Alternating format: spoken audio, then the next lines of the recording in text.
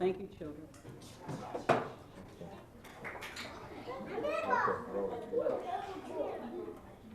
Hi, my name is Sharice Pittman. I have a son that's named Jeremiah. He's 4.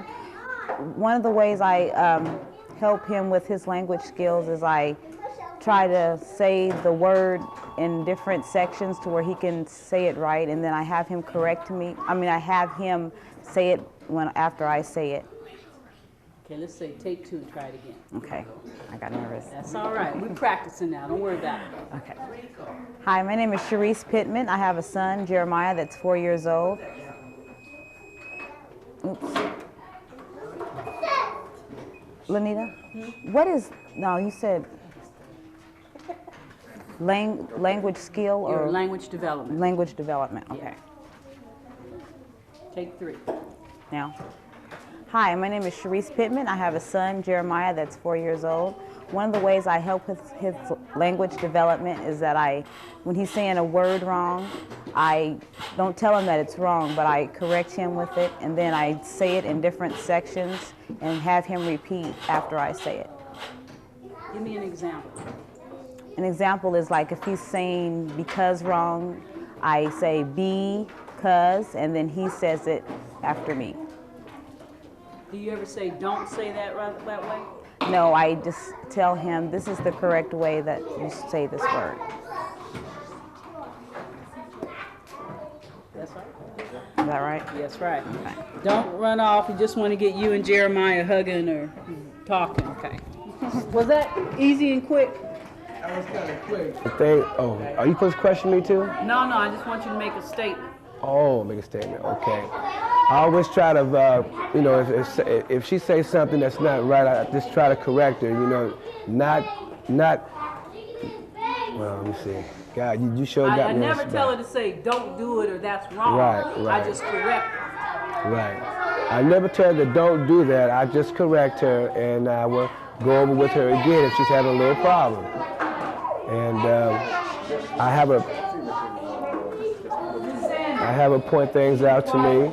I have her say the word if she ain't there. Okay. Quiet on the set, children. Children, it's time to be quiet again, okay? A few minutes. Few more minutes, children. Quiet time. Go. My name is Timothy Odoms, and I have a daughter that goes here named Shaniqua Odoms, and I teach her language development. And the things that I teach her is like I have her point things out to me and have her say it. If she doesn't say it right, I try to just correct her in a nice way, because and I have her point things out to me and have her say it. And if she kind of get it wrong, I would just go at it again with her and have her repeat it herself to me again until she get it right. Or if she doesn't get it right, we just move on to another subject. I'm sorry. I really. Okay, while you're on camera, tell me how Head Start has helped you and your other children. Well, Head Start helped me a lot since my daughter, she graduated out of here a couple years ago, and my other daughter graduated this year. And they're doing real well at Vernon School. They taking special classes up there in language that they are talking language up there too, more skills, I'd rather get more help. And they're doing real good. My little one here, she's doing real good. It's her first year, maybe a little slow for her, but she's doing quite well as far as the teachers tell me, and as far as her report card, everything's going just fine. And she will be here next year too. What advice could you give other parents about parenting with their children?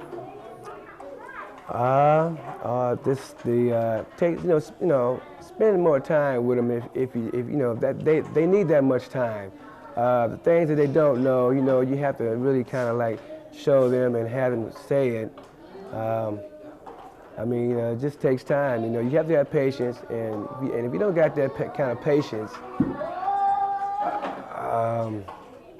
Your kids are going to suffer? well, most kids will if the parents is not right, So, but basically, I'm one of the fortunate parents, and they got beautiful kids, and they're learning all they can learn, and I'm there for them all the time.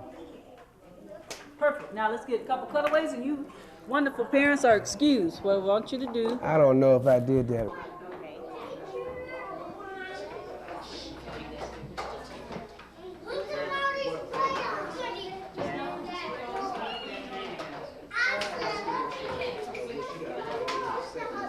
Don't look at the camera. I can't use it when you. Okay, one more time. Just keep talking there for a minute.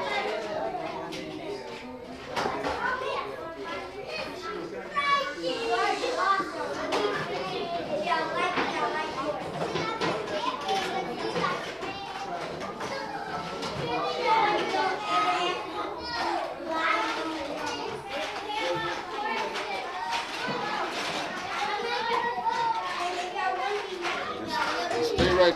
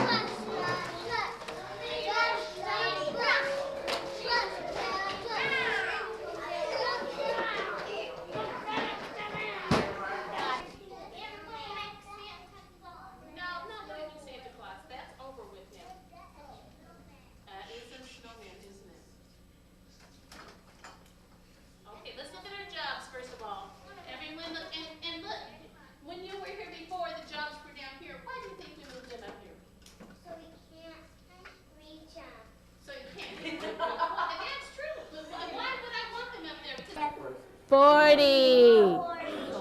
Okay, we're just going to go to 40 for now. Our snack person is Martisha. She's going to go wash her hands.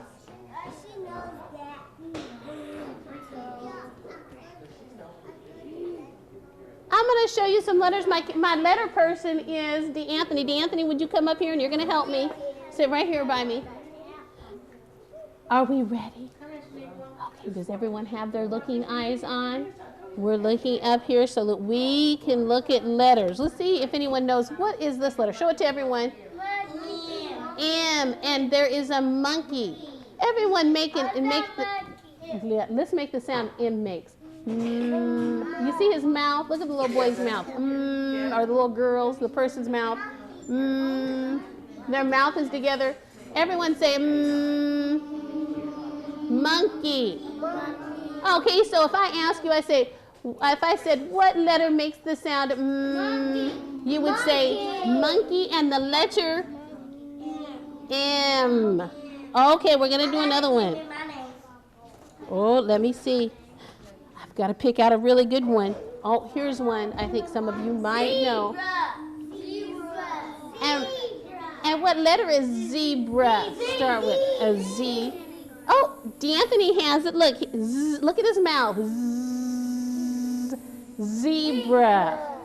What other words start with the letter Z? But what other letter? What other words? Z. No. No. How about zoo? Zebra, zoo. What did you say? Okay, I'm going to show you one more. Here's one. DeAnthony's going to show you one more. What letter is this?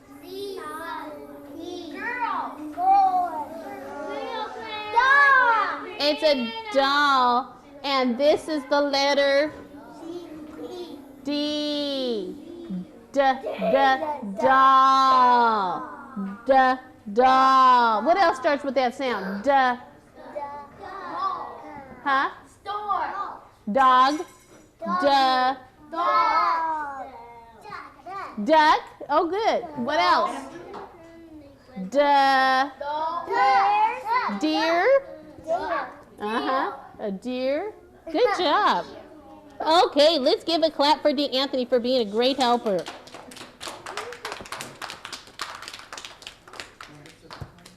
Miss Sandy, excuse me, I'm sorry.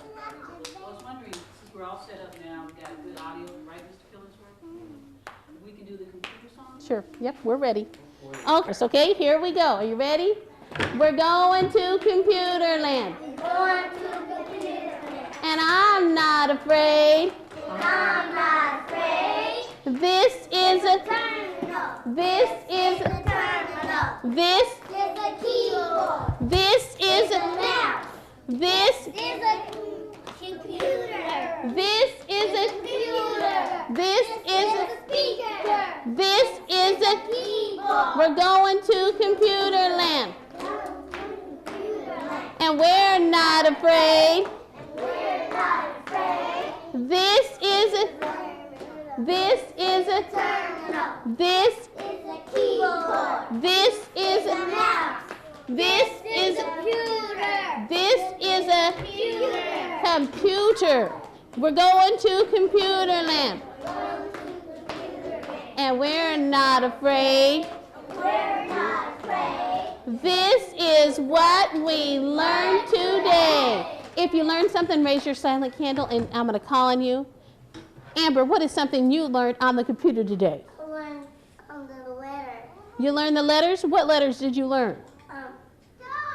The one letter. The one letter? Do you remember the name of it?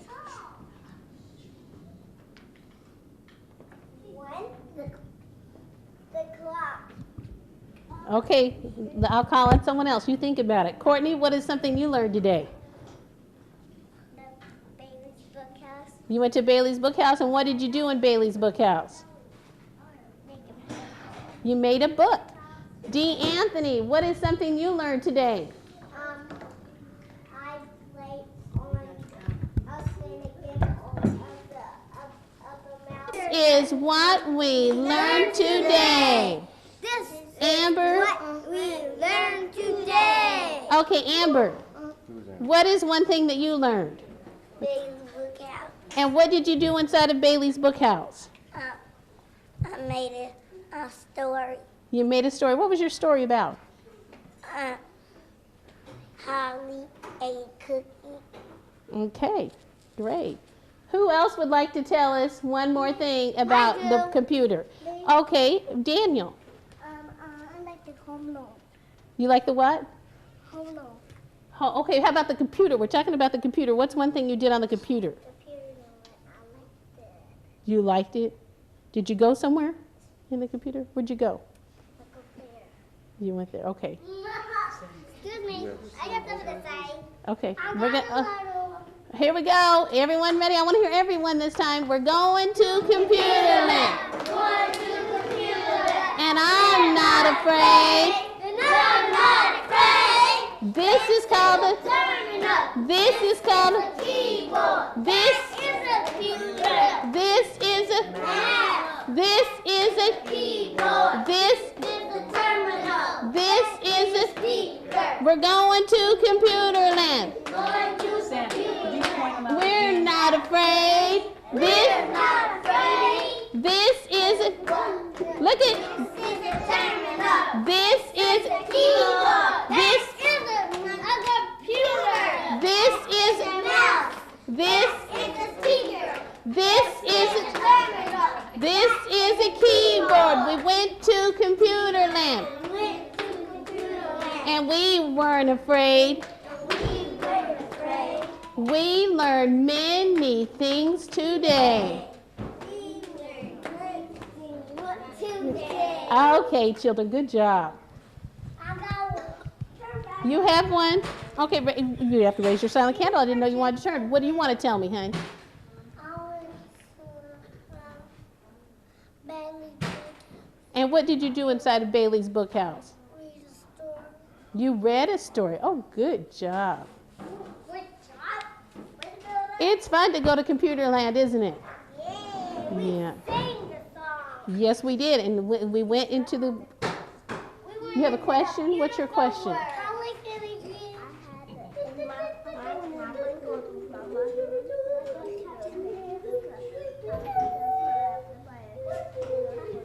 Oh, okay. You want your mom to buy a computer for you. Okay. The song once more. Okay. Y'all, I want to hear you guys over here this time. Are you ready? Here we go. 1, 2, 3. We're going to computer land. Going to computer lab. And we're not afraid. And we're not afraid. This is what we learned today. This is a Terminal. this is a terminal. This is a Keyboard. this is a Mouse. this is a A computer. oh wait you guys just a minute. Okay, let's start all over. Let's start all over. Wait, I want to say this is a what? This is a terminal. This is the terminal. This is a terminal. This is a Keyboard. this is Terminal. this is a Computer. this is A a mouse. this is the keyboard. This This is a terminal. this This is a keyboard. no, what is this? Speaker. Oh, tried to trick you guys, huh? Okay. You want to keep going? Well, oh wait, do we get a tight shot of her pointing at different things? Yeah. We did? I got a shot of her hand on the mouse, pointing at the keyboard. Yeah, now, Should have had Malcolm over here pointing nails. just 5 more minutes. I guess it's snack time now, right? Yeah, we were going to wash our hands and then go wash to it. snack. Well, we're going to interview a parent, and we'll be ready for you when you get out. Okay. Huh? She's our student. Oh, She's from Benson High School. She's our high school student. She's doing our field placement.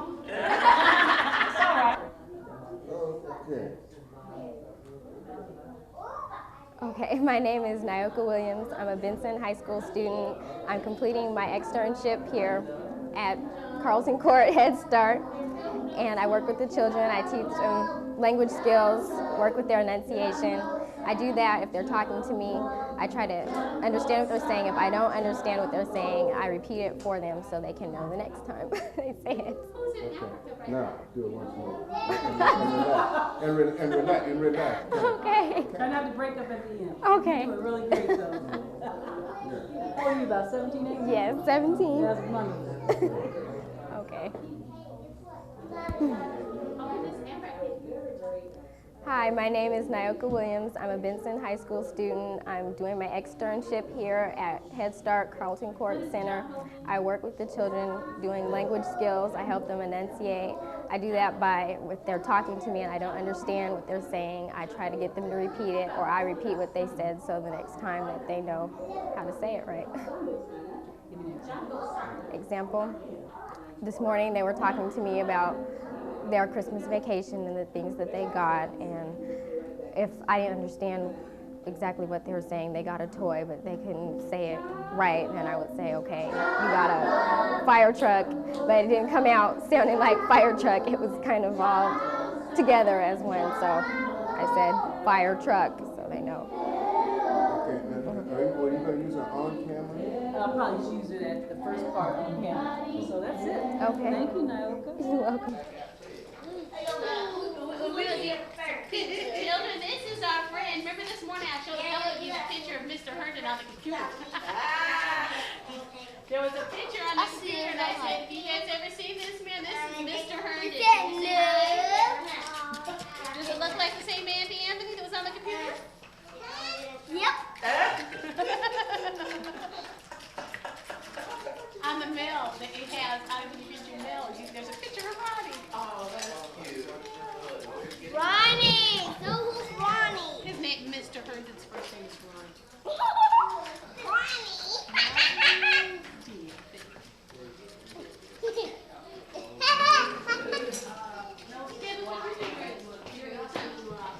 Guess what? That's what he said. I got his first name. But I don't know what it is. I thought it was a big truck. Yeah. I said, turn me up and turn me through. Hi, Rachel. Just touch me. I see your eyes. Look at your eyes. I see speed. Look, I see white. Wow, you see that light? I see his eyes. I see his eyes.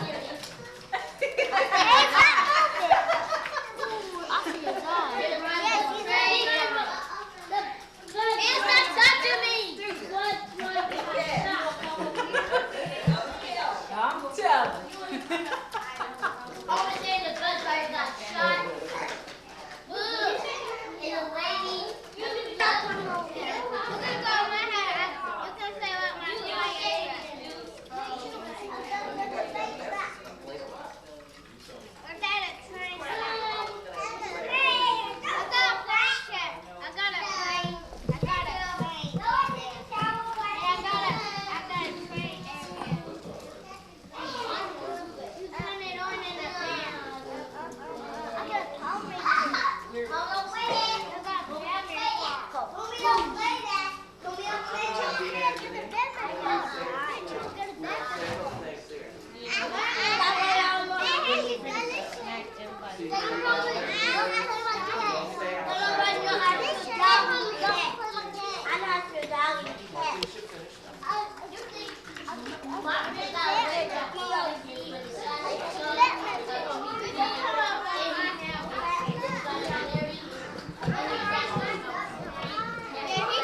You can come over my house and play with my fire truck. And you guys better share with my house. Where can you come up to my house?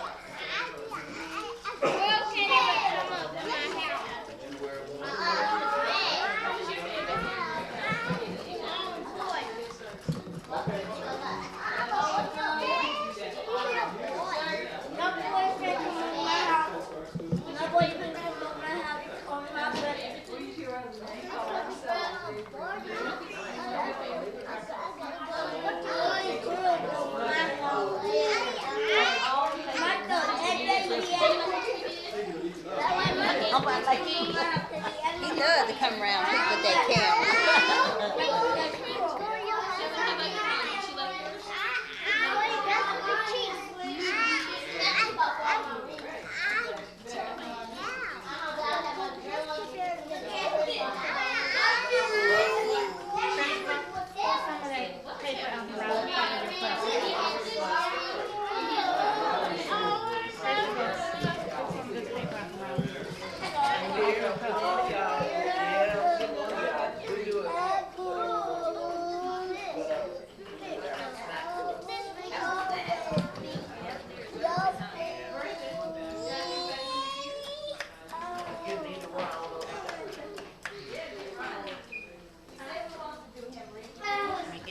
I'm fine. I'm okay.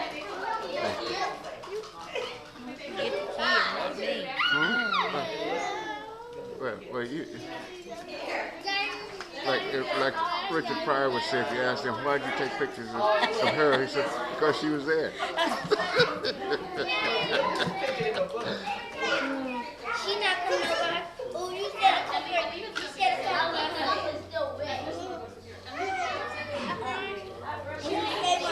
You did say come over. You don't know my voice. And I'm not even a friend. I'm your friend. I'm not here all the time. And you be a friend. Then your friend. And you got me my friend.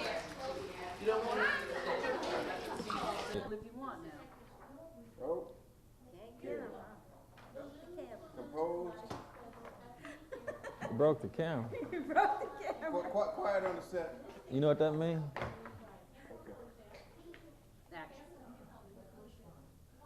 There's been a lot of conversation about preparing children for the year 2000 and be. Thank you. Right, Ronnie. Thank you. Hell and editing. Screw up, my brother. All right, take two. There's been a lot of conversation in the country about preparing children for the year 2000 and even beyond. And sometimes it gets kind of confusing because you wonder, what are people talking about? Primary reason that that conversation is taking place is that the education that children have been receiving up until recently is not the kind of education that they will need for them to be successful and independent in the years to come. Specifically, all children are going to have to be able to not only read well, all children, if they're going to be independent, are going to have to know how to use a computer, to be able to access databases, and to be very comfortable with not only the computer, but other emerging forms of technology. When you think about language, when I was in school, and possibly yourself, it was felt that if you learned how to read, if you learned how to write, and if you knew how to use grammar, that would probably be enough for you to enable you to get a decent job. Not anymore. When you begin to talk about language, children are going to have to know how to do technical reading and writing. What does that mean? That you can take a book, or you can take a set of instructions, you can read them, and from reading those instructions that you can learn how to solve a problem that perhaps up until that point in time there was no answer for. That all you have is a book, some information, and you're a good mind on solving a problem. In terms of languages, most children, for them to be independent in not only tomorrow's world, but today's world, they should learn at least another language in addition to English. The world is a small place. Just knowing English is not going to be enough. And in learning another language, they should learn how to read, write, and speak in another language. And again, in preparing for the year 2000 or the 21st century, please encourage your children when they go into public schools to make sure that they get into science classes and they go beyond basic science classes. I do believe it should be a goal for every parent and with every child that by the time they get out of grade school, they will have been enrolled in advanced science classes and also advanced math classes so that they get the kind of foundation when they go into junior high or when they go into middle school and high school, that they will be able to graduate with physics. You might be saying, well, when I was in school, I didn't have to take a second language, or I didn't have to take science classes, or I didn't have to take advanced math classes. The world is far more complicated today. It's far more demanding. And if children and certainly adults and young adults, if they don't have a strong mathematics foundation, if they don't have a strong science foundation, they will be kept out of the jobs that the technological revolution is producing. Those jobs, high-paying jobs, demand that people have strong math backgrounds, strong science backgrounds, and strong language backgrounds. It's not enough to be able, just to be able to read, that you're going to have to be able to read at a high level, to be able to take information, to interpret it, and share it with others. One of the other skills that children will have to have, and it might sound quite simple, and that is knowing how to work in a group. You say, well, why is that a skill? Most people probably know how to do it. No, most people probably don't. If you think about school, when we were in school, we were taught normally to do things individually. You worked on your paper individually. You worked on your book report individually. You worked on your term paper individually. Well, the problem with that is that when we get into the workplace, we are called upon to work in groups of people. And so many of us have spent all of our years in education learning how to work as individuals, that when it's time to work in groups, we don't quite know how to do it. So as your children work through school, as they take classes, in summary, one, make sure that they are introduced to computers at an early age. That's why we have computers in our Head Start classrooms now. Two, make sure that they are put in higher forms of math classes. Don't just settle for the basic math class. As soon as possible, get them in higher forms of math. When they are able to get into sciences, and insist that they are introduced to sciences at an early age, that they move into the higher forms of science classes. As soon as possible, have your children introduced to a foreign language. That should occur before they leave grade school. Don't accept no for an answer if the school has to bring in somebody who speaks a foreign language to begin to share that language with children and enable them to learn basic greetings, basic ways to ask for food, basic everyday language. Children can learn this at an early age. So the 21st century is going to be quite demanding. And unfortunately, I think it will be very unforgiving of those who don't have these skills. So while your children are young, while they are not only in Head Start, but as they move into grade school, please insist that your school gives them the kind of skills that will allow them to be independent, will allow them to be self-sufficient, and allow them to qualify and to go after those jobs that will keep people in a position to take care of themselves and their families in the 21st century. You do that, I'm sure your children will have an opportunity to be successful in the years to come. Thank you. Is that it? Need more, need less, cut.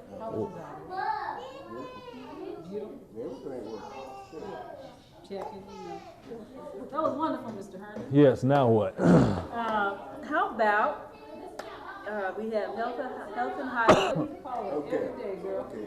Sound like Jane Brown. We got some music like this, so let's I love it. okay, Ron.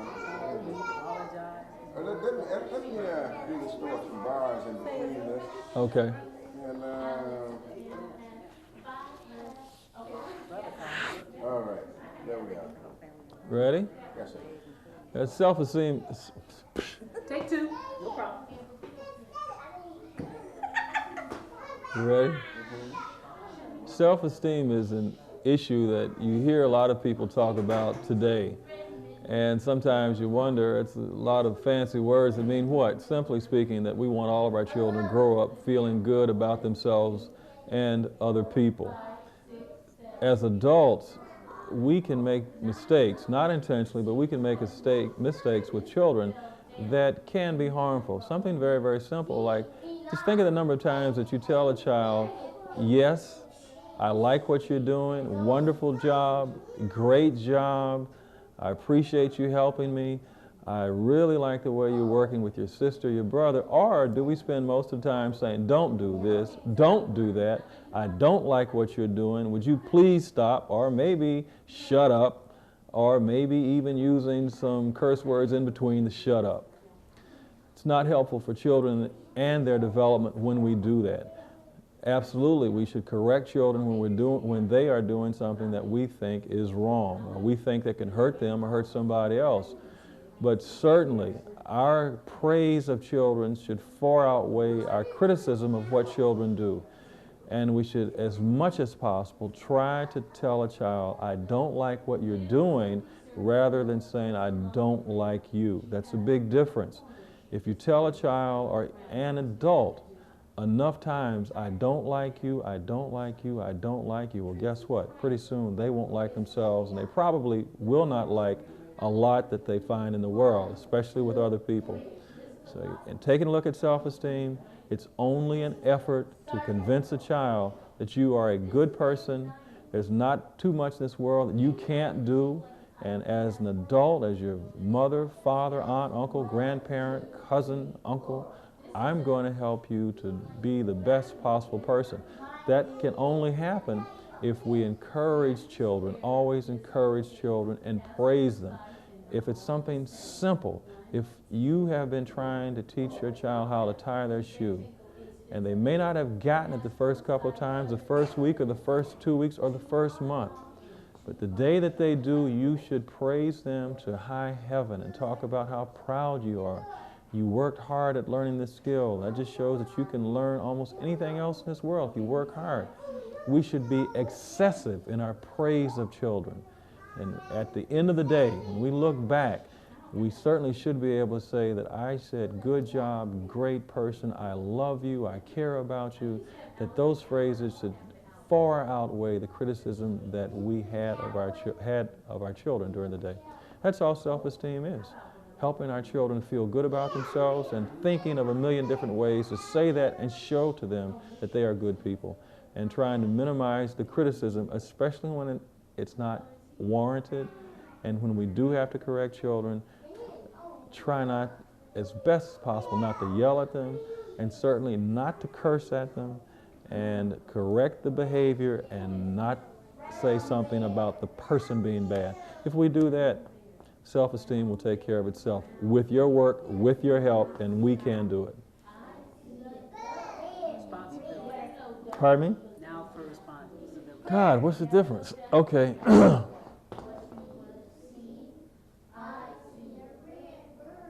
Okay.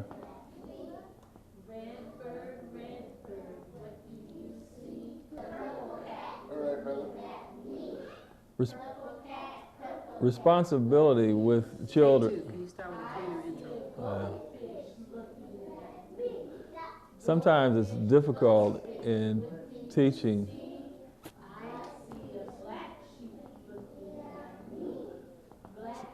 Sometimes it's difficult teaching children responsibility, especially when they're young, because we don't want them to make mistakes. We don't want them to hurt themselves, and often it's easier for us to do it rather than having a child serve themselves at the lunch table or at breakfast table. We're concerned about the milk spilling, the bowl being knocked over, and a mess being made. Well, sometimes we can approach this in steps. Maybe the first step will be, I will show you how to pour the milk. And rather than pouring out of the carton that comes from the grocery store, we will pour it into a smaller container, maybe a plastic glass.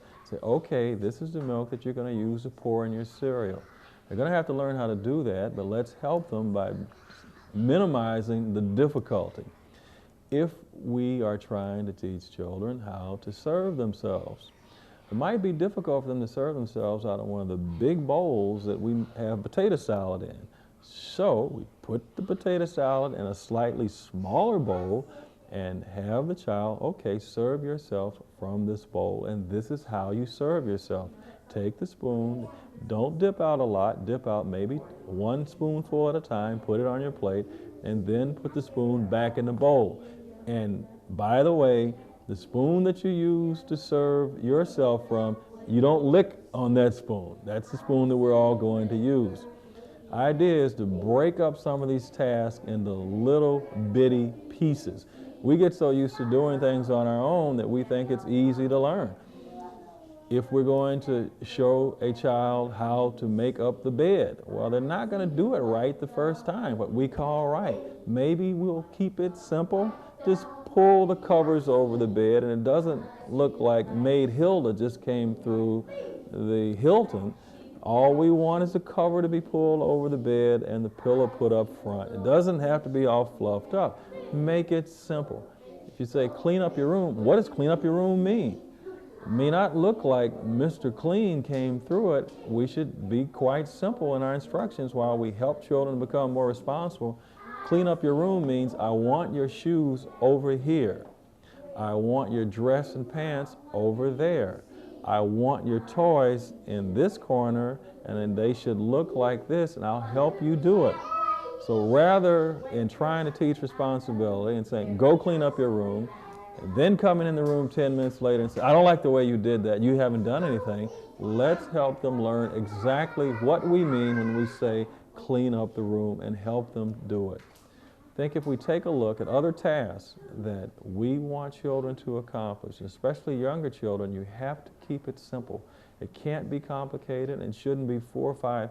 And after you clean up your toys and put them over here, and then put your shoes on the table, and then put your clothes over there, and then I want you to straighten out that bed because it's never made up, and then I want you to make sure that you clean the windows. 3- and 4-year-old child will never remember all of those instructions. Break it down, make it simple, and perhaps do 2 a day, or ask them to do 2 things in the morning and 2 in the afternoon, and try to make it fun. Trick again is in teaching children responsibility and asking them to help with different chores and different tasks. Come up with a way to make it simple, and the instructions should be uncomplicated, and offer to help, and there's nothing wrong when they do it to give them a reward, and again to praise them. Great job, good job, I like the way you did that. Thank you for cleaning up your room, that really helps me out a lot. We like to hear praise, children like to hear praise, and it goes a long, long way. In doing that, and making the task as uncomplicated as possible, praising the children as much as possible, we again will go a long way in helping them to learn how to be responsible. How's that? That's perfect. Great. You're going to cut it up in a million different places.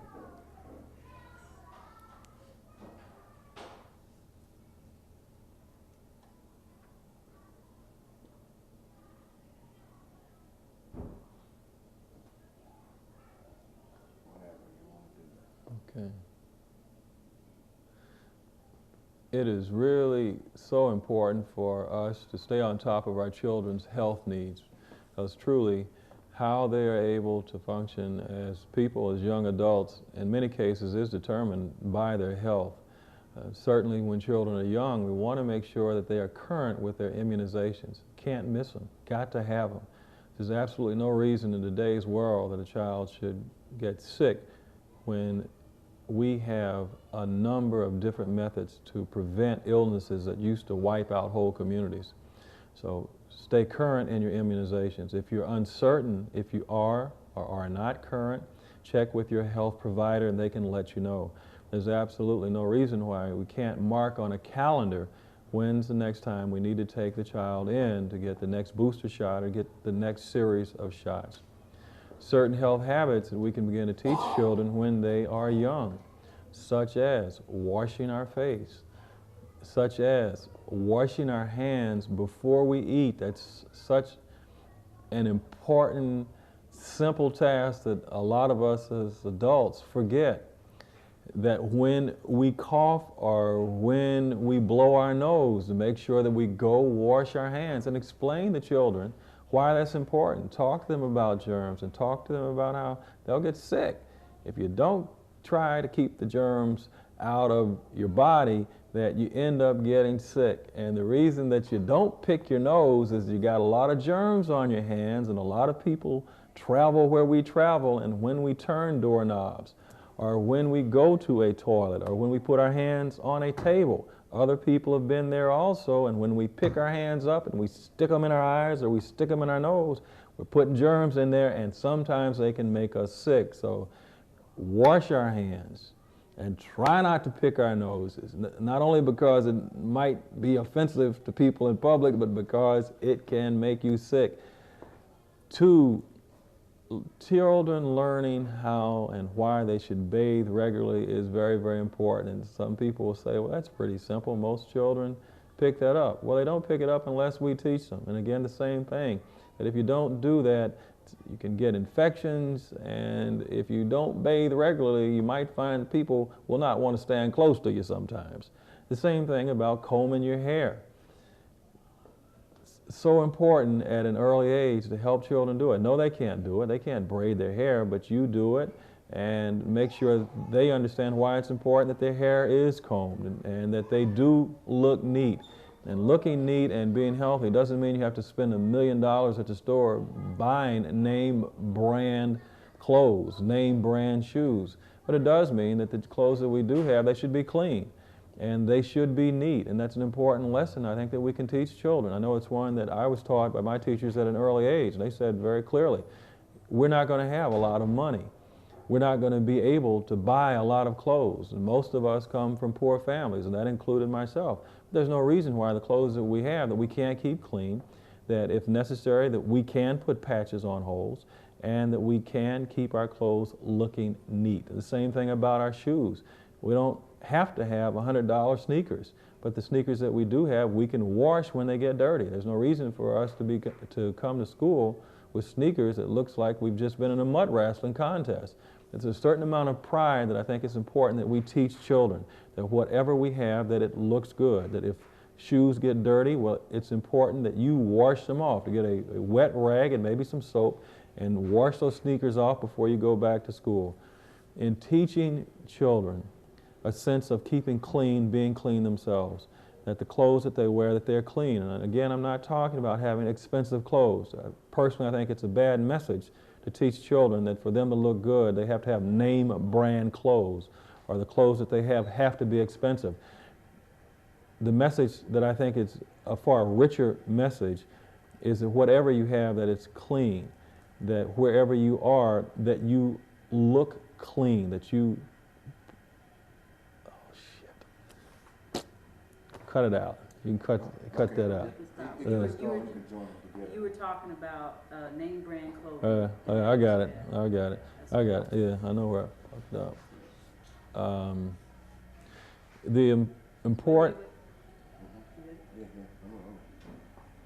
The important message is that I'm clean as a person, that we've taught children how to brush their teeth at an early age and why they should brush their teeth routinely and regularly, that we've also taught them that it's important for them to wash their hands, especially before they eat, and we've taught them why it's important that they take care of themselves, that they take care of their bodies.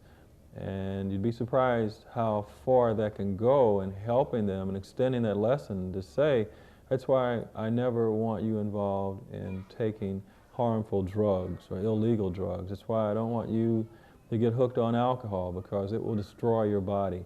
And your body is important to you, and it's important to me as your mother or father. And we want to take care of it, and keeping it clean, keeping healthy, making sure that we eat right, are some ways that we are going to try to make sure that you are going to be one of the healthiest children in the world. These are simple lessons. They're easy to teach the children, but again, we have to do it. And if they don't wash their hands right the first, second, or third time, again, don't yell at them. Just help them to do it with practice, with being a little bit of, with creating a routine. They will learn these habits quickly, and they will be habits that will be lifelong, and they will end up being very, very healthy children. Edit. One last thing, you know, when you were talking about preparing your child for the 21st century, we forgot to talk about, you forgot to talk about money management. How that. I thought you were going to. Circle time. Drop everything. Drop everything. Read along with your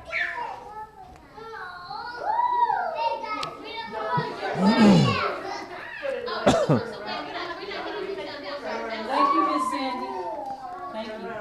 We finished his editorials. Put the books away.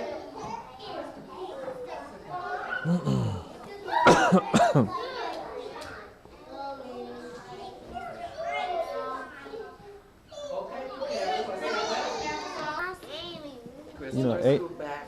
Morticia, get back. you see the letter blowing away? Right, see he's already, yeah, sure. See the letter right here? He's getting ready to send a letter to his friend. And I think he's run into a little bit of a problem here, but let's see what happens. He's talking to his mother and he says, Amy to invite her to the party when everybody else he just asked. Peter stared at the sheet of paper. You see him at the desk writing? Yeah. Okay. Why are you doing that? And he said, well, What's that? this way it's sort of special. Look at Peter, he's writing a letter. See, he's writing this letter to Amy. You can't see? Put and close it, that's right, and that's what he did. And this is what Peter's saying. Now I will mail it. What did you write, his mother asked. He said, will you please come to my birthday party, Peter? That's what he put in the letter to Amy. You should tell her when to come, his mother said. So he wrote on the back of the envelope, it is this Saturday at 2 o'clock. Now I'll mail it and put on a stamp. You know what the stamp is for? Yeah, so if you don't get a step out, they won't take it nowhere. That's right. If you don't throw put, it away. that's right. If you don't put a stamp on the letter, then they won't mail it from the post office. So he put a stamp on his letter. And he's getting ready to go outside. His mother said, I have my raincoat. do you? Yeah. Good. Well, let's see what happened. Let's see what happened when he went to mail his letter. See him outside? He's got his letter in his hand right here. And it looks like the dog snuck outside also. But let's see what's going on. Walking to the mailbox, Peter looked at the sky. Look at the sky here. Wow. It's black. Yeah. Dark clouds raced across it like wild horses. He glanced up at Amy's window. This is Amy's window up here. What's in Amy's window? Ah, a bird. Okay, let's see what happens here. She wasn't there. Only Peppy, her parrot. I guess this is a parrot, huh? It is a parrot. Is it? Willie, didn't I tell you to stay home? Who's he talking to? His dog. Oh, can you see the dog? Yeah. Where is it? Where's the dog? Ah, okay. He's telling the dog to go home. Oh, looks like a little problem here. Peter thought, what will the boys say when they see a girl at my party? Suddenly there was a flash of lightning. Can you see the lightning? Yeah. Okay. A strong wind blew the letter out of his hand. Uh-oh, see the letter? It blew out of his hand. A little problem. Look at this letter. Boy, the letter is scotch. The letter flew right past her. See, here's Amy. You see the letter? Where's the letter? You see the letter flying past her? Yeah. Right. The letter's flying past Amy. She mustn't see it or the surprise will be spoiled, because he wanted to surprise her with the letter. Yeah. And now she sees the letter. They both ran for the letter. Here we go. Let's see what happens here. In his great hurry, Peter bumped into Amy. He caught the letter before she could see it was for her. See, what's Peter got in his hand there? The letter. What happened to Amy? She fought. Why? Because she bumped into. He bumped into her accidentally, right? He accidentally bumped into Amy. And who's peeping over here? The dog. What's that dog's name? Petey. Willie. Willie, right. That's old Willie. Snuck off from home and peeping at the whole scene. Quickly, he stuffed the letter into the mailbox. Boy, he looked for Amy, but she ran off crying. Why is Amy crying? Because he bumped into her. Right, he bumped into her. But what's he doing with the letter? Mailing it. He's mailing it. You know what this is? Mailbox. Right, Mailbox. Mailbox. Very good. Now she'll never come to my party, thought Peter. He saw his reflection in the street. It looked all mixed up. You know what a reflection is? Yeah, your face.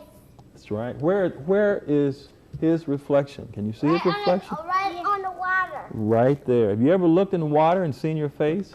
Yeah. You ever look in Guess what? I saw Peter Pan. I can't even see my face. I saw Peter You Pan, did? but he couldn't fly, so he had to look and looked in the water, and he saw his face was Peter Pan, and he saw his shadow. Right. Sometimes people call that your reflection. Even in my raincoat. You do? Here's the dog. You see the dog? What's that dog's name? Peter. What did you say the dog's name was? Willie. Right. Willie. She said that dog's name is Willie.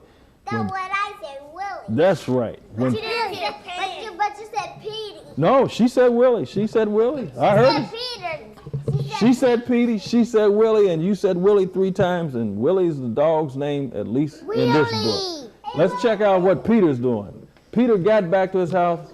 His mother said, "Did you mail the letter?" "Yes," he said sadly. Peter's sad now. I told you. Saturday came at last. What's going to happen on Saturday? Remember? Yes, party came, but it Party. but it was still sad. It looks like it. Everybody arrived but Amy. Does he look happy here? No, He's sad. Who's this? Cause His mother? they all be he's happy. Does it look like they're having fun over here? No. Are they laughing or what? Yeah. Well, let's see why. Let's see what's happened. Cause they laughing at him. Well, let's see what's going on. He's sad. He doesn't look very happy, does he? Shall I bring the cake out now? His mother asked Peter. Let's wait a little, said Peter. Now, bring it out now. That's what his friends are saying. All right, said Peter slowly, bring it out now. Just then the door opened. In walked Amy with her parrot. Ugh, girl. Happy birthday, Peter, said Amy. Happy birthday, Peter, repeated the parrot. Where's the parrot? In her hand. You remember seeing that parrot before? Yeah. Where was he? In Petey, Where was it? In the window. In the window, right. In the window. She has given him her own parrot for a birthday present. Peter's mother brought in the cake she had baked and lit the candles. Everyone sang. Make a wish, cried Amy. Wish for a truck full of wish for a truck full of ice cream, shouted Eddie. A store full of candy and no stomach ache. But Peter made his own wish and blew out all the candles at once. Does Peter look a little bit happier now? Yeah. Do his friends look happy? No. Well, let's take a good look. Do they look happy over here? They're surprised. How does Amy look? She's happy. What do you think Amy was trying to tell Peter when she gave him the parrot? Happy birthday. Right. She gave him something that's awfully special to her, right? Right. Would you read the airplane one? Airplane one? Is that what you want me to read? No. What do you want? What do you want me to read? Airplane. Yeah, the airplane. Airplane? No more stories. Oh, you don't want me to read anymore? Could I read just one more? One more? This will be the last one? Just one more. Okay. All right. This is the last one. The Airplane. Okay. Airplane. You don't look at the story. Airplane, what do you see? I see a green bus looking at me. Okay. What are these people doing? Riding on the bus. In buses. on a train. I should've Okay, and you have people in cars. Where's the car here? Anybody point? Right there. Oh, right. Okay, so what'd you call it? Taxi cab. Okay. And these people here are in what? In a bus. In a bus, right. They've come to fly in big jet planes. They're all lined up. What's this they got here? Bags. Okay. In the waiting room, they sit and wait. Can you tell me what's this plane doing here? What's this? Flying. Okay, tell me what's this plane doing, man? Flying. Okay.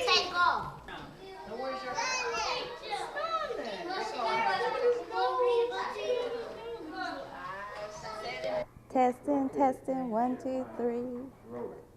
Rolling.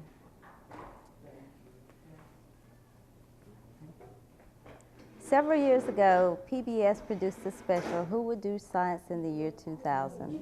It was simply looking at high schools across the nation and saying, how are our kids being prepared for the technology that's existing now, and how will they meet the demands in the future? If we look at what we're doing in Head Start, we're starting children out with computers really early so that we can demystify science science concepts and the use of technology with our students and our parents. Our students start out singing songs about the computer, getting to know the parts of the computer and labels and names, and language grows from it too. And from then, they get to play with different games and skill building concepts like math and language and numbers and going stories and cooperation and coordination. Eye-hand coordination becomes pretty pertinent in some kind of manipulation, things that they do on the computer. One thing you want to look for in your schools or wherever your child is in school is how is computers integrated into the classroom day? How is the computer used as an instrument to reinforce learning more so than an instrument just solely for learning? You want to integrate the computer as much as you can so kids can feel comfortable and they can feel like it's not as threatening to them. Things that you can integrate is like stories. There's a lot of software out there that deals with the same kind of stories now that are being read in the classroom. You can integrate numbers. You can sit down and count with your child, count out numbers, count out objects, count out utensils, and you can go to the computer and do the same thing. You can do science on the computer. There's software that deals with different areas of science out there now, and you can do that on your own with your child, or we're doing it in the classroom with the children and going into the computer and reinforcing the learning. So the computer is seen as a part of the classroom. It's not separate from the classroom. It's an instrument that's out there just as valuable as a book. It's just as valuable as a toy. It's just as valuable as any learning instrument, so that our kids will feel just as confident and competent in using computers. So when the year 2000 comes, our kids will have an edge, a cutting edge on technology. And that they will go home and they'll talk about it with their parents, and their parents will feel that it's not so threatening. Here in Head Start, we're having parent training classes where parents have access to the computers and they can come in and they can learn data processing skills and word processing skills and spreadsheets. And it will help them in their search for jobs to update their skills and keep current with the technology. Anything else? Can we just talk about math? Okay. Math at home? Your child for the 21st century, you gotta teach them math. And one way at home you can do math is blah, blah, blah. Math and science. Okay. In preparing the child for the 21st century, two of the critical areas that we're looking at is math and science. For math, some of the things you can do at home for very young children is start out simply by counting objects around them. They can count objects that are like their shoes. They can line up their shoes. They can line up their pencils. They can line up their dolls. They can line up their toys and count them. Start looking at pairs, things that come in two. They can do measuring, pouring, cooking experiments that deal a lot in science. When you're talking about forms, changing forms from a liquid to a solid, what happens? They can look at temperature. You can look at things at home like weather. What is the weather today? What's the weather like tomorrow? Observe in the sky. All these things are really critical in a child's observation skills, which plays real critical into science and math. And the relationship later will be developed and nurtured in the schools.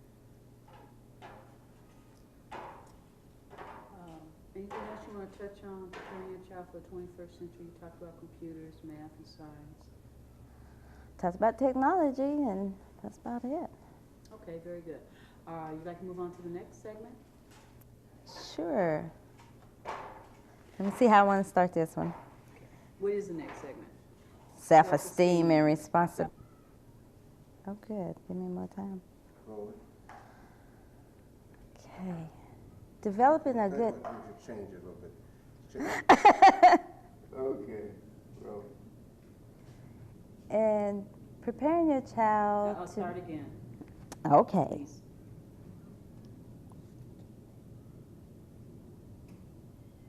Okay. I don't want to say it's critical. Ronnie says critical a lot. We say it's critical.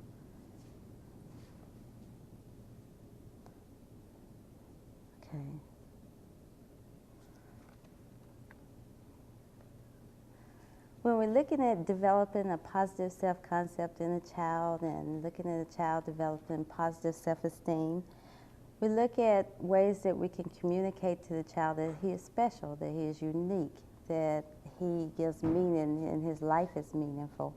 One thing that you can do is simply by the way you talk to your child, give him lots of praise, realistic, meaningful praise. Say if your child did his homework, say, I know that was really hard, or that problem was really hard for you, I like the way you solved it, or you took your time and solved it. Instead of something so generic like good job. Good job means what? Be specific with your praise and let them know often. You know, it's so easy to criticize. We can always find something negative to say. Sometimes it takes a little bit more effort, a little harder thought to say something positive, but it's out there, it's right in front of us. Just look and realistically say what that child's doing. So if a child is trying to help you clean up the house, you know, take time, turn around to that child and say, you know, I really appreciate your help.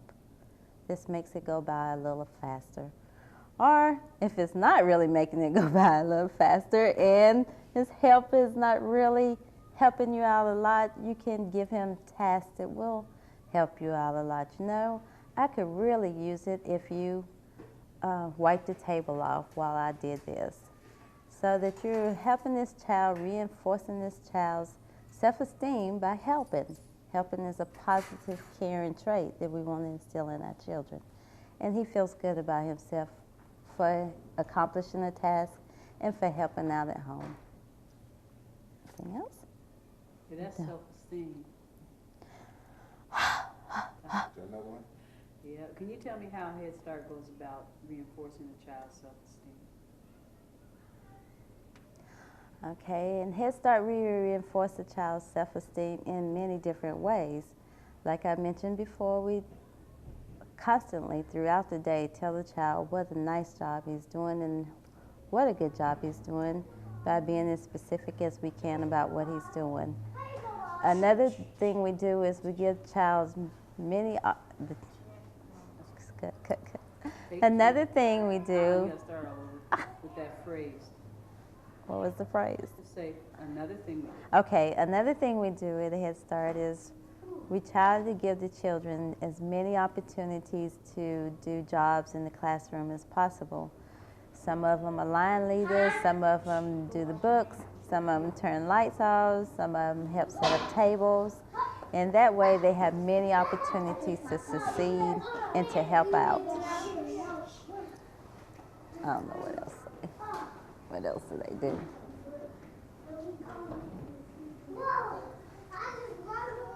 What does responsibility mean? Oh, you're asking me all these questions. I'm going to. Do you like to prepare text? Yes, I do. I have something else to say. Okay. Oh, I didn't finish it. Okay.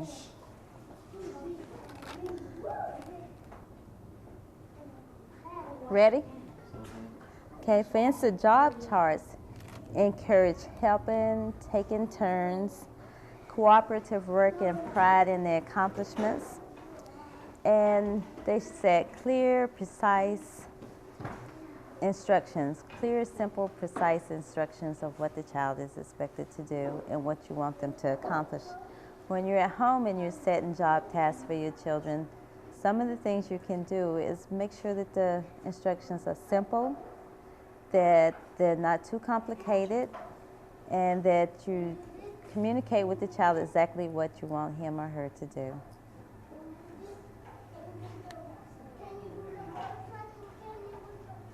Are we on cut?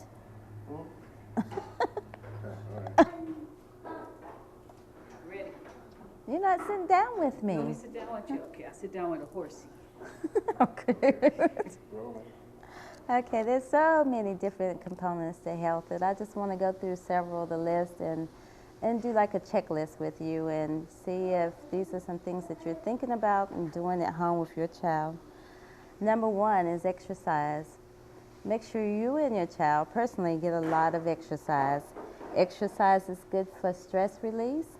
It promotes mental health, emotional release, and it promotes growth of your child's tissues and bones and muscles in his body. So exercise is important. Make sure that you and your child on a regular exercise program. Dental hygiene. For dental hygiene, make sure that you guys have set a routine, that you're brushing 2 to 3 times a day. And if you're an adult, that you're flossing and showing your children how to floss, and that you give them a piece of floss and tell them the purpose of good hygiene, the purpose of flossing, why are you flossing, why are we brushing, that you sit down and talk to your child about dental hygiene. If we go on down the list, we're talking about cleanliness and what does cleanliness mean? And it's so tragic in this society but we're judged by our appearance first. So we need to talk and demonstrate and show our children what cleanliness means. Taking regular baths, making sure that our hair is washed and clean and as neatly combed as it can be. All these feed into the self-concept too, and how a child is treated and how a person is treated daily. Health. When we're talking about health too, we're talking about immunizations. And if you're pregnant or you're expecting a child, or if you have children, immunizations are important. That you seek regular care from a physician, and that you take your child to the doctor regularly when he's sick and when he's not feeling well. And look around your home for child-proof in your home. Look for safe and unsafe substances in your home. Are they locked up? Are poisons out of reach of your child? Do you do Mr. Yuck stickers with your children? They're free at Payless drugstores. Look for the Mr. Yuck stickers. Talk to them about your children. Put them on poisonous objects and put those objects away, locked out of key or where they can't reach them. Look around your home for smoke detectors. All your rooms and assets are near smoke detectors. So important that you check your batteries to see if they're current and that they're actively working, and that you have one on each level of your house. If you have a 2-story house, there should be one in your bedrooms on each level of your bedroom house. Like I said, health is such a wide area. Also, when you're out in the car, look and see if you're meeting health and safety standards there. Are young infants under the age of 5 in seat belts or car seats? Look and reinforce that. If you're riding on the bus, your child should be sitting in the seat, not standing up on the seat while you're riding in the bus. These are just some of the areas I want to do a quick checklist with you and see how you were doing, and for you to take a few moments at home and reflect on some of these issues. You didn't get that last word there. Yeah, reflect on some of these issues. And they are, you all got to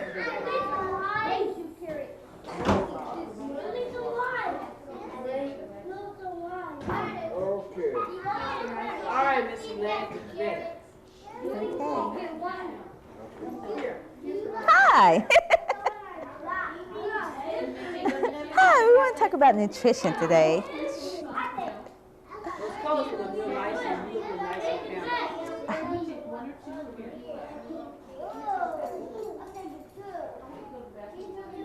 Ready?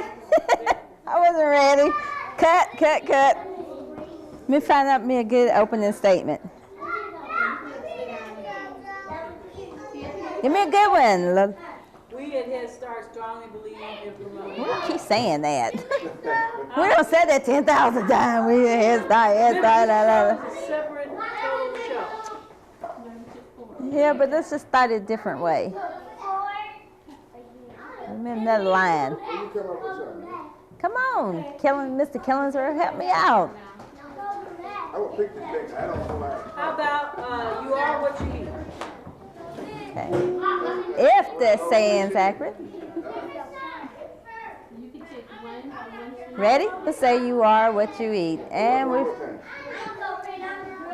some people say you are what you eat. And at Albina Head Start, we found out that saying is simply true.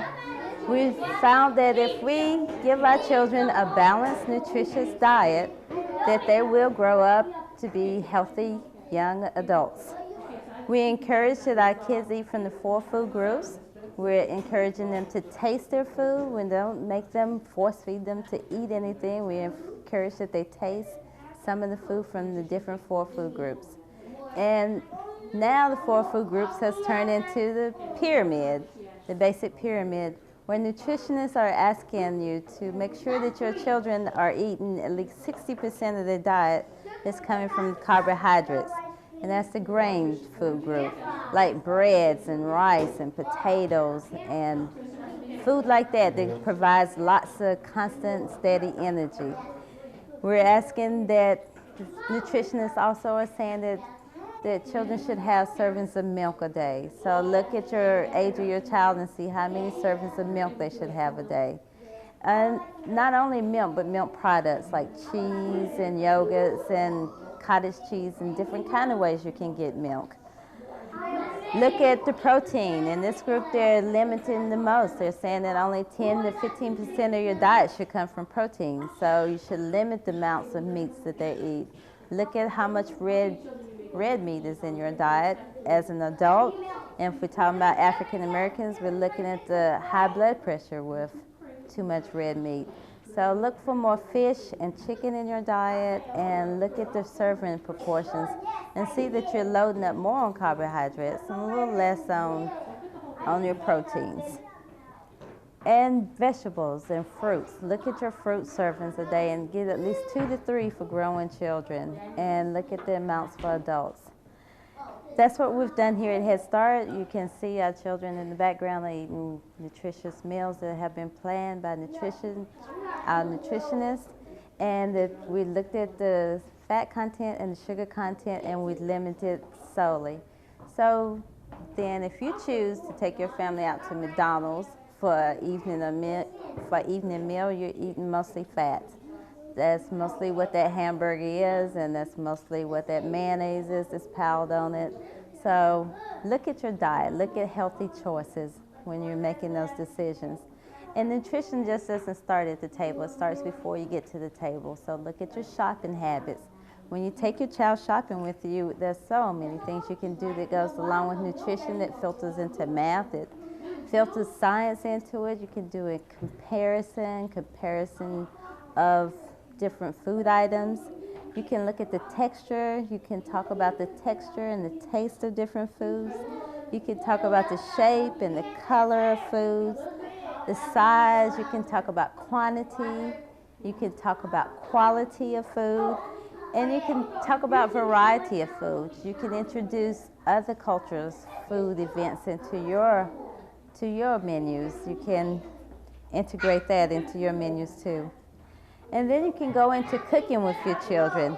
And then too, you can integrate science and math again. You can do measuring and pouring, tasting and predicting what may happen if we mix these two together. What would this cake taste like if we mix peanut butter and applesauce together? What kind of cake would we have? We can talk about the changes of food once food changes from one state to another state. Well, there's some other things you can do with apples besides just eating them. Could you make applesauce? Could you make apple pie? Could you make apple pudding? What else can you make? Could you just make an apple boat? Could you put peanut butter on top of an apple, sprinkle some raisins on it? Or could you put peanut butter on top of celery and have a celery log and with raisins on it? Look at temperature. You can talk about hot, cold with kids. You can talk about freezing, what freezes, what temperature freezes, what happens to food when you move it from one state to another. And again, once again, you can integrate what different cultures do with their food, how they cook it, how they prepare it, what kind of cultural celebrations do they serve for certain foods. And there's a lot you can do around food. It's just enjoy it, have fun with it, and think wise. And that saying, you are what you eat, may be true. Okay, now, you want to say? I'm through. You want to know? I am through. Myself, like chicken.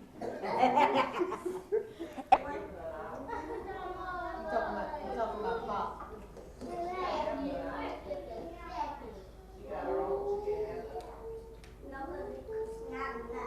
start by telling me, say my name is Sandy something something. What's your last name? Stevens. Sandy Stevens, and I'm a teacher here at the Carlton's Court. Okay, by the Head Start. You're in relation to Buster Keith? Stevens. Oh, Stevens. And Okay. we use computers by blah blah blah. If she's gonna be talking to you, sure. Okay. All right, Ms. Stevens. Okay. You ready? Hi, my name is Sandy Stevens. I'm a teacher for Albina Head Start. We use computers in the classroom to teach children. There's lots of different programs that we use. One of the software is called Bailey's Bookhouse that we use, and what it entails is children putting together stories. They get to pick the characters and different things that the characters will do. And then in the end, they can have the computer read the story back to them to see what, what story they have put together. It helps them with language, and it helps them to get ready for the 21st century. I remember last year when we first were introduced to computers for the first time as a staff, a lot of us were scared to death, and here are these children who have the attitude that, it's a computer, it's fun, and they don't even think about really the skills that they're developing, but they are developing lots of skills. The song that I did earlier in the segment with the children that was introduced, it was a song that we came up with, was a fun way for them to be able to remember the different components of a computer, that there are different names, that it's not just called a computer, that there's the keyboard, that there is the mouse that helps them to get around in computer land. And that's why we developed that song. Great. Wait, don't. We got 15 minutes, less than that. Okay, Lord.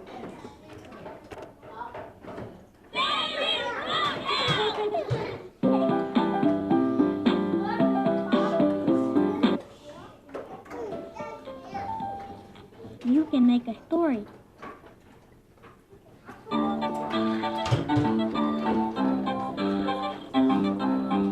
This is a story about Dorothy.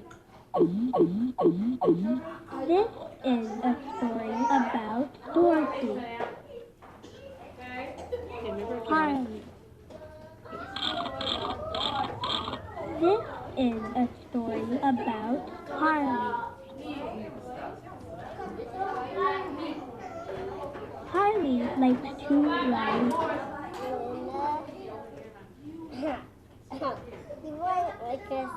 What's he gonna ride? Is he gonna ride a canoe or a bathtub or the magic carpet? On a flying carpet. Harley likes to ride on a flying carpet. This is a story about Harley. Harley. This is a story about Harley. Harley likes to ride on a flying carpet. One day, Harley traveled to the jungle.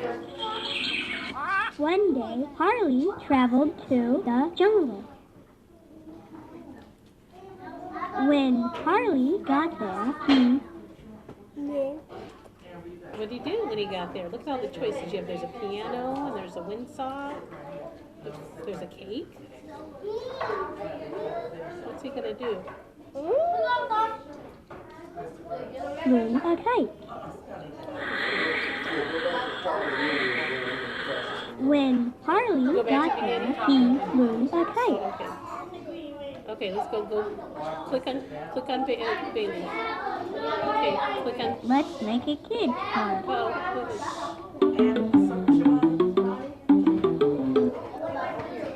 You wanted to go to Bailey's all the way to where it says, okay. Music comes on.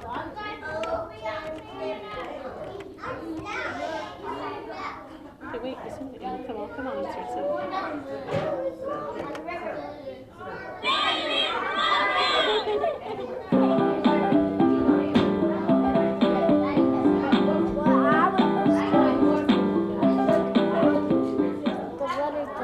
Right now we're doing the Bailey's Bookhouse, okay? You can do that one later. Hi, I'm Bailey. Go up to the book. Come play at my book house. You can make a story.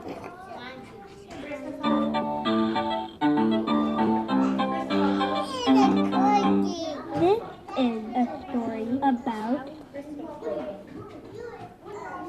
Sammy. This is a story about Sammy. Sammy. This is a story about Sammy. Sammy likes to ride On a bathtub. He likes to in ride in a the bathtub. bathtub. Sammy likes to ride in a bathtub.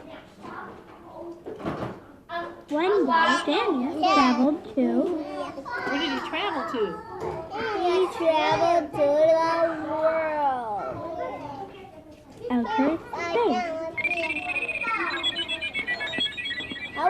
One day, Sammy traveled to outer space. Oh, you had to wait for it until it was finished. When Sammy got there, he What did he do? Stand for 2 more minutes of shot. Can we just